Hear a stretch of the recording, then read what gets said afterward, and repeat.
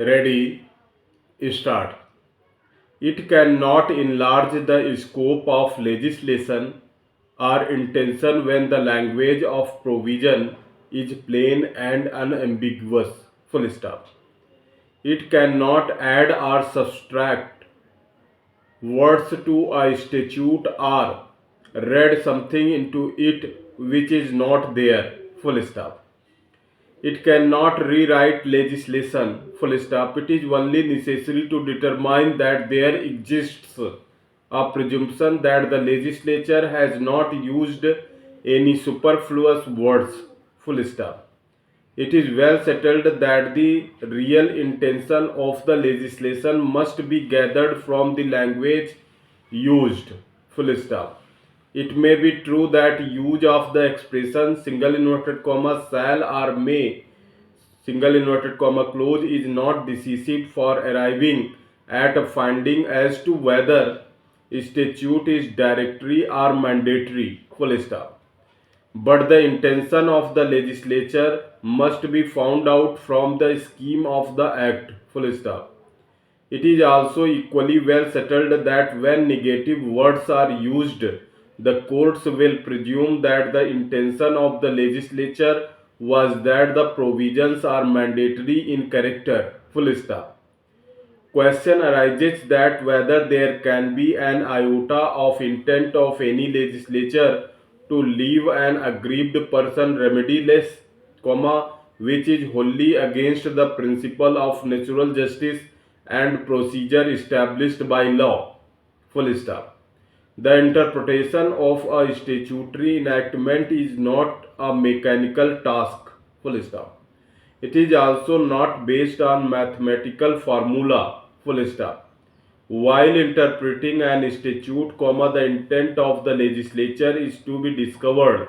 Full stop.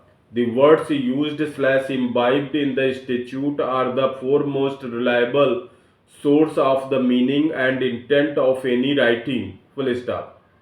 In fact, the finest guide of the meaning of the single inverted comma words single inverted comma clause in the matured jurisprudence does not lie only in the directory but the purpose and object of the statute has an impact over there. Full stop. Though, it is a well settled proposition of law that if the language is plain and unambiguous, the same cannot be enlarged or added by way of interpretation of statute. Full stop.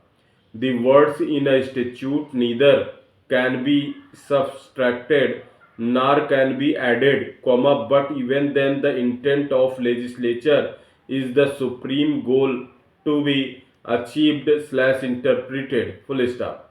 So far as the parliamentary debates while enactment of Act, 2007 is concerned, there has been no debate qua section 16 within bracket 1 of the Act, 2007, full stop. The section 5 within bracket 2 within bracket 8 specifically enlarges certain obligations slash liabilities over the children, relative or any other person and, as such, on the other word, they can be said to be a person aggrieved, full stop. There can be no such intent of the legislature so as to exclude the right of appeal to such persons upon whom the liability has been fastened, full stop. If section 5 within bracket 2 as well as section 5 within bracket 8 and section 16 within bracket 1 are read with each other, it emerges that as per the aforesaid section 16 within bracket 1, right of filing an appeal always remain available to the person other than senior citizen and parents also, full stop. In view of the aforesaid discussions, there seems to be an accidental omission while enactment of the statute, namely Act, 2007, where under section 16 within bracket 1, the right to appeal has only been given to the parents and the senior citizens, not to the children comma, relative or other person, full stop.